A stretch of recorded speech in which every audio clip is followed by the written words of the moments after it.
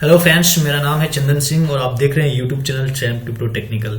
दोस्तों, इस वीडियो में जो 11 जनवरी 2020 को जवाहर नवोदय विद्यालय में क्लास 6 के लिए प्रवेश परीक्षा हुई है, उसके बारे में मैं आपको बताऊंगा। जो उसका प्रश्न पत्र है उसका क्या आंसर होगा।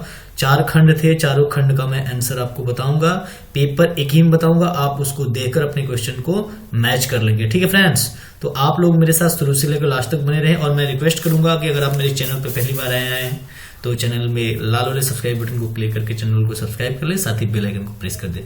चलो दोस्तों, बिना देरी किए हुए शुरू करते हैं। ठीक है फ्रेंड्स, तो सबसे पहले जो इसमें हमारा खंड है वो है मानसिक योग्यता परीक्षण। ठीक है, इसमें जो पहले टाइप का क्वेश्चन है उसको पढ़ते हैं। जो प्रश्न संख्या 1 से 4 में प्रत्येक प्रश्न में 4 चित्र A, B, C और D दर्शाए गए हैं। इन 4 चित्रों में से 3 चित्र किसी विधि से एक समान है, जबकि एक चित्र अन्य से भिन्न है। अन्य से भिन्न चित्र का चयन करें। अपने उत्तर को दर्शाने के लिए OMR उत्तर प्रतिगम प्रश्न संहिता के सामने वाले वृत्त को काला करें। ठीक है फ्रेंड्स, तो ये देख सकते हैं, ये पहला क्वेश्चन है। ठीक है, ये देख सकते हैं इसमें राइट एंगल है। ठीक है, 90 डिग्री कोण है, इसमें भी 90 डिग्री कोण है और इसमें भी 90 डिग्री कोण है। यही एक जो कोण है वो 90 डिग्री का नहीं है, तो इसका आंसर क्या होगा? बी है। ये जो 1, 2, 3 ये एक तरीके के हैं। ठीक है, तो इसका आंसर क्या होगा? बी।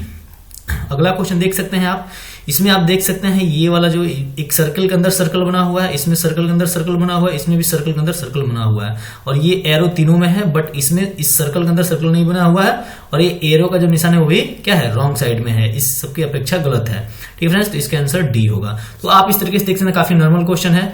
उसके बाद से आप देख सकते हैं ये जो इसका अगला 3 नंबर जो क्वेश्चन है, इसमें इसका आंसर ए होगा। ठीक है, क्योंकि इसमें देख सकते हैं ये सबसे अलग है, क्योंकि जो भी ये कट हुआ है ये आपका जो ये बाहर से है, यहाँ भी बाहर, यहाँ बाहर, बस यहाँ अंदर कटा हुआ है। उसके वजह से 4 यहाँ देख सकते हैं, तीनों में KIT, यहाँ भी KIT। मैंने ये तीनों जो वर्ड है KIT, ये तीनों है ना, ये वाला, ये फिर KIC, ये अलग है क्योंकि इसमें KIT का सम्मिलन है तीनों में। ठीक है, KIT इसमें है, ये 3 जो अल्फाबेट है वो तीनों में है, बस यहाँ क्या है? ये अलग है। उसके बाद से आइए आपको नेक्स्ट पेज पे मैं लेके चलता हूं। चलिए, इसमें आपको समरूप चित्र चुनना है। जे ऐसा है, जैसा ये है इसी साइड ऐसा एक चित्र होगा। ठीक है, तो ये जो 5 का आंसर होगा वो आपका होगा बी। ठीक है, दोनों आप देख सकते हैं। 6 हो गया, 6 का आंसर होगा आपका फिर बी। ठीक है, ये वाला आप देख सकते हैं चित्र, इसके समरूप है ये। ठीक है, उसके बाद से है ये 7वां। ठीक है, तो इसका आंसर होगा सी। फिर है 8वां का आंसर होगा आपका बी। ये देख सकते हैं इसके समरूप है, ये है ना। ये थर्ड टाइप जिसमें आप देख सकते हैं कि यहाँ पे जो लुप्त है उसको खोजना है, तो 9 वाला का आंसर होगा बी। यहाँ पे देख सकते हैं आप इसको अच्छे तरीके से, यहाँ पे वीडियो को पूछ करके देख लेंगे। ये 10 नंबर जो क्वेश्चन है इसका आंसर होगा डी। 11 नंबर है, इसका आंसर होगा आपका डी। फिर यहाँ 12 नंबर, इसका आंसर होगा ए। ये जो चौथा टाइप क्वेश्चन है आपका, यहाँ देख सकते हैं, यहाँ पे ये एक खाली है, इसको कंप्लीट करना है ना, तो इसमें आप आएंगे तो ठीक है, इसका आंसर होगा बी 13 नंबर का। उसके बाद से अब 14 नंबर जो क्वेश्चन है, इसमें आप लास्ट वाला जो है ये देख सकते हैं ओ, फिर इसके नीचे गुना, फिर ओ गुना, फिर ओ, फिर इसके नीचे ऑप्शन क्या आएगा? गुने का या एक्स आप मान सकते हैं ना, तो इसका आंसर होगा सी। फिर 15 नंबर में है तो इसका भी आंसर होगा आपका सी। 16 नंबर, इसका आंसर होगा बी। ये क्वेश्चन है टाइप 5, इसमें 17 नंबर है ना। इसमें दूसरे शीट में क्या दिया हुआ है? दूसरे ना दूसरे किसी न किसी तरीके से मैच कर रहा है, तो 17 का होगा ए। फिर 18 में आप आएंगे, यहाँ होगा सी। वीडियो को पूछ करके आप देख सकते हैं। ठीक है, उसके बाद से 19 नंबर जो क्वेश्चन है इसका आंसर होगा बी। फिर 20 नंबर जो क्वेश्चन है इसका आंसर होगा सी। जो 6वां टाइप है उसमें 21 नंबर में आप आइए, यहाँ पे 21 नंबर का आंसर होगा सी। फिर 22 जो है इसका आंसर होगा डी। आप वीडियो को पूछ करके आसानी से देख सकते हैं, जो भी आंसर बताया गया एकदम सटीक बताया गया, एकदम सही बताया गया है। ओके बच्चों, अगला आंसर है आपका 23 का होगा ये बी, और 24 है, 24 का आंसर होगा बी। ये भाग 7 है, इसमें देख सकते हैं 25 नंबर का जो क्वेश्चन है, यहाँ पे जो चित्र दर्शाया गया है ये 25 का आंसर होगा ए। 26 का आंसर होगा आपका डी। 27 का आंसर होगा बी। 28 का आपका होगा सी। वीडियो का पूछ करके वीडियो को देखेंगे, आपको सारा समझ में आ जाएगा। 8वां जो भाग है इसमें देखिए 29 नंबर जो क्वेश्चन है इसके आंसर होगा आपका सी। आप अपने प्रश्न पत्र को निकालेंगे, चाहे आपका सेट कोई भी हो, सेट में ये अपना फिगर मिलाएंगे, ठीक है। फिगर मिलाने के बाद से ऑप्शन तो सेम ही गया है, बस क्वेश्चन का जो नंबर है, सीरियल नंबर है, वो इधर उधर है। तो अपना ये क्वेश्चन मिला लेंगे, उसके अनुसार अपना ये आंसर देख लेंगे, उसके हिसाब से अपने आप चारों जो सेट है, जो भी जिसका सेट हो वो सेट मिला के आप क्वेश्चन आंसर मिला लेंगे। जो भी मैं आंसर बता रहा हूँ ये सही है, काफी अनुभवी लोग इसको सॉल्व किए हैं, ठीक है ना। हो सकता है कुछ गलतियां हो, वो आप बताइएगा जहां भी मिस्टेक हो, है ना। लेकिन हम लोगों की तरफ से ये क्या फाइनल है। उसके बाद ये 30 नंबर है, इसका होगा ए, फिर 31 का आपका होगा डी, 32 का होगा बी। यहां भाग 9 में 33 का आंसर होगा आपका बी, 34 का होगा बी, फिर ये 35 ये वाला टाइप है, इसका भी आंसर होगा क्या बी। यहां आते हैं 36 में, 36 वाला जो है इसका आंसर होगा डी। 37 वाला ऑप्शन जो है उसका आंसर होगा सी। 38 नंबर जो क्वेश्चन है इसका आंसर होगा आपका डी। और ये 39 यानी 39, इसका आंसर होगा बी, राइट। और ये है 40 नंबर का आंसर होगा बी। तो इस तरीके से मानसिक योग्यता वाला जो भाग था वो कंप्लीट हुआ। अब नेक्स्ट भाग है जो आपका अंक गणित का, ठीक है। तो मैं उस पर आपको लेके चलता हूं। चलिए, इसमें जो आपका है 41 नंबर क्वेश्चन है ना, ये 3/8 डिवाइडर, ये 5/3 - 1/6, ठीक है। फिर क्वेश्चन है प्लस 5/8 बराबर है। तो इसको जब सोल्यूशन करेंगे तो इसका आंसर आएगा सी, ठीक है, 7/8। फिर 42 नंबर जो क्वेश्चन है इसका आंसर जब हम सॉल्यूशन करेंगे तो इसका सी ऑप्शन होगा 9। 43 इसको जब सॉल्व करेंगे तो इसका आंसर होगा डी यानी 10।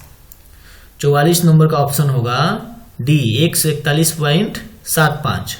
उसके बाद से 45 175 ग्राम के 10% का 5% बराबर है, इसका ऑप्शन होगा सी यानी 0.875 ग्राम। उसके बाद आइए हम 46 नंबर क्वेश्चन पे चलते हैं। निम्न व्यंजन का निकटतम परिणाम पूर्ण संख्या में है, इसका आंसर होगा डी 190। ये जो एक पार्क 1500 मीटर लंबा है, इसको 4 चक्कर लगाने में, ठीक है, इसका आंसर होगा डी यानी 4 घंटे। एक चक्कर लगाने में इसका 1 घंटे आएगा, 4 घंटे में 4 चक्कर में 4 घंटे होगा। अब यहाँ पे देखिए कुछ लोगों ने गलती से 40 लगा दिया आंसर, लेकिन इसका आंसर होगा 8। ये यहाँ जो क्वेश्चन है, बाकी बच्चे 22 पक्षी भोजन की तलाश में घूम रहे थे, घोंसले में कितने पक्षी हैं ये पूछ रहा है ना, घोंसले में कितने पक्षी हैं, तो इसका आंसर होगा 8, डी नंबर। फिर है 49, इसका आंसर होगा डी 20% लाभ। 50 इसका आंसर होगा 14 मीटर यानी ए, राइट। 51 नंबर क्वेश्चन का आंसर होगा आपका सी 6400। 8 मीटर लंबा, 6 मीटर ऊंचा तथा 22.5 सेंटीमीटर मोटी दीवार बनाने हेतु कितनी ईंटें चाहिए, जबकि एक ईंट का माप 25 सेंटीमीटर गुणे 11.25 सेंटीमीटर गुणे 6 सेंटीमीटर का है, तो 6400 मीटर होगा। उसके अलावा 52 नंबर क्वेश्चन है जो हम अपने गंतव्य स्थान पर, ठीक है, ये क्वेश्चन आप पढ़ लेंगे, वीडियो बहुत लंबा हो जाएगा, फटाफट आप वीडियो को पूछ करके इसका आंसर मिलाएंगे। इसका आंसर होगा सी, ठीक है। 53 नंबर 6 से 40 का भाज्य गुणनखंड होगा आपका डी। 54 कितने वर्षों में 1200 रुपए की राशि 5% वार्षिक साधारण ब्याज की दर से 1800 हो जाएगी, इसका आंसर होगा ए यानी 10। 55 नंबर 140.75 गुणे 0.01 का बराबर है, ये होगा सी 1.4075। उसके बाद से आ जाइए आप 56, 7 अंकों की बड़ी से बड़ी संख्या तथा 4 अंकों की छोटी छोटी संख्या में कितना अंतर है, ये होगा डी। 57 का आपका आंसर होगा यहाँ पे डी, ठीक है। ये नहीं होगा, 6 अंकों की बड़ी से बड़ी संख्या तथा 5 अंकों की बड़ी से बड़ी संख्या का अंतर क्या होगा, इसका आंसर होगा डी। उसके बाद से है 58, निम्न में से कौन सा 25 के बराबर नहीं है, तो इसका आंसर होगा डी। उसके बाद है 59, एक्स का वह मान जिसके लिए निम्न समीकरण सत्य है, इसका आंसर होगा आपका बी यानी 14। 60 नंबर है जो आपका 45, 60 तथा 75 का महत्तम समापवर्तक एचसीएफ तथा लघुत्तम एलसीएम का योगफल है, ये होगा आपका सी 915, राइट।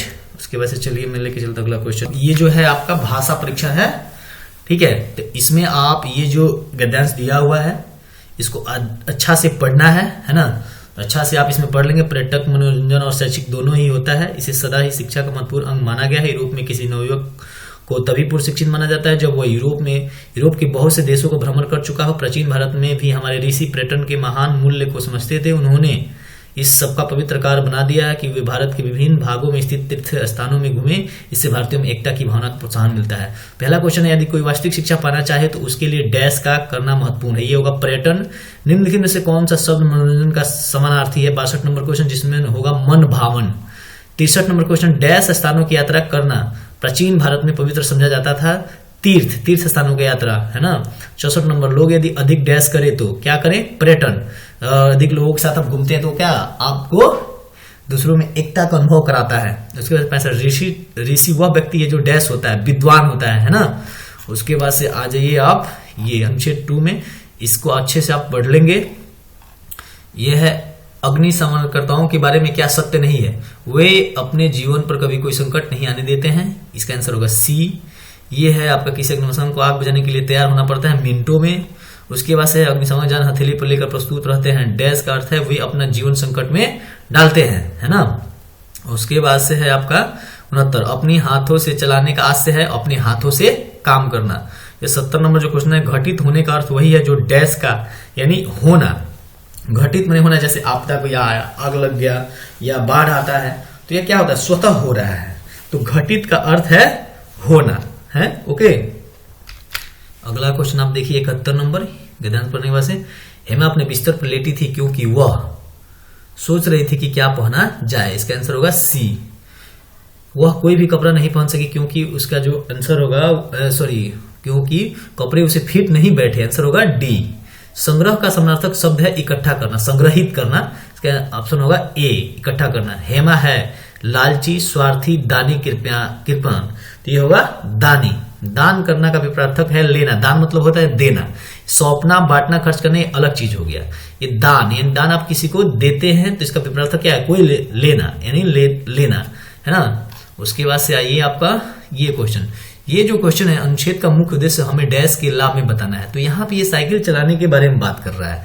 तो यहाँ पे ये ऑप्शन आपका ए नहीं होगा, ऑप्शन होगा इसका ये साइकिल चलाना, बी। ऑप्शन क्या होगा? साइकिल चलाना, बी।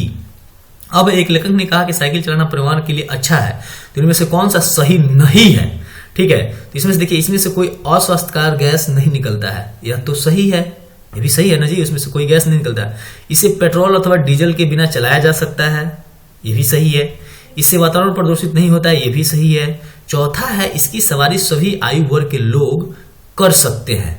तो ये क्वेश्चन है थोड़ा सा सस्पेंसिव है। क्या है? सस्पेंसिव है। लेकिन मेरे ख्याल से इसका आंसर होना चाहिए डी, इसकी सवारी सभी आयु वर्ग के लोग कर सकते हैं, है ना। तो इसका आंसर आप ये सस्पेंस है, इस पे मैं कंफर्म नहीं कर रहा हूं। इसका आंसर मेरे हिसाब से डी होना चाहिए, है ना। तो इस पे आप लोग अपना जवाब बताएं कि 77 का आंसर क्या होगा। और 78 नंबर क्वेश्चन है, जो निष्क्रिय शब्द का विपरीतार्थक शब्द इसका सक्रिय है। अब ये न्यून आघात वाला व्यायाम हुआ है, ये भी क्वेश्चन मुझे क्या है? सस्पेंस है। अगर आपको पता है तो ये डिस्क्रिप्शन बॉक्स में जरूर बताएं कि न्यून आघात वाला व्यायाम हुआ है, इसका आंसर क्या होगा। उसके बाद से 80 नंबर क्वेश्चन है, नियमित रूप से साइकिल चलाना हमारे लिए सबसे सहायक है, केवल इसे छोड़कर गंभीर दुर्घटना से बचाव, है ना। तो ये आप लगा लेंगे। अगर कहीं से गलती हुआ है तो आप जरूर मुझे करेक्ट करेंगे, कमेंट बॉक्स में बताएंगे कि हाँ सर ये क्वेश्चन गलत आपने बताया है। लेकिन मेरे हिसाब से जो मैंने बताया है वो काफी उसको रीड करने के बाद से बताया है। तो दोस्तों, कैसा लगा आपको वीडियो? बच्चों, अगर वीडियो अच्छा लगा है तो वीडियो को जरूर लाइक करें और शेयर करें। ये हो सकता है किसी बच्चे को क्वेश्चन मिलाने में कोई परेशानी ना आए, तो आप लोगों के लिए हमने मेहनत किया। तो चलिए दोस्तों, मिलते हैं किसी नेक्स्ट वीडियो में किसी नए टॉपिक के साथ। तब तक के लिए टट्टा बाय।